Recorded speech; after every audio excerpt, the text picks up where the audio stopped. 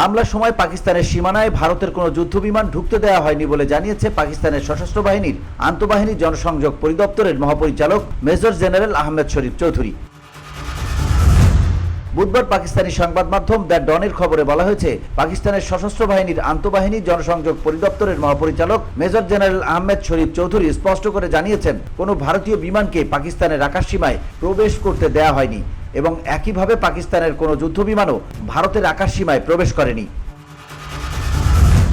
এক সংবাদ সম্মেলনে তিনি বলেন, কোনো সময়ই তাদের কোনো যুদ্ধবিমানকে পাকিস্তানের আকাশসীমায় ঢুকতে দেওয়া হয়নি এবং কখনোই পাকিস্তানের কোনো যুদ্ধবিমান ভারতের আকাশসীমায় যায়নি। ভারতের আগ্রাসনের বিরুদ্ধে পাকিস্তান সেনাবাহিনী পুরোপুরি জবাব দিয়েছে এবং একাধিক ভারতীয় চৌকি ধ্বংস করেছে।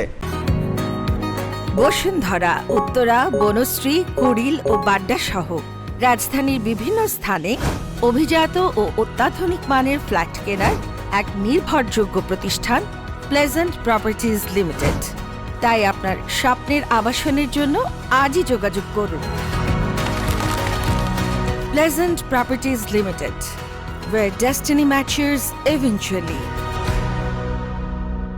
সেই সঙ্গে আইএসপিআর এর ডিজি একটি ব্রিগেড সদর দপ্তরের ভিডিও ফুটেজও দেখান, যেখান থেকে ভারতের পক্ষ থেকে লাইন অফ কন্ট্রোল লঙ্ঘন করা হচ্ছিল বলে তিনি দাবি করেন। তিনি আরো জানান, ধ্বংস হওয়া অন্যান্য চৌকির মধ্যে ছিল ছাত্রী জুরা ও সারলিয়া এক, পাশাপাশি একটি ব্যাটালিয়ন সদর দপ্তরও ধ্বংস করার দাবি করেন তিনি।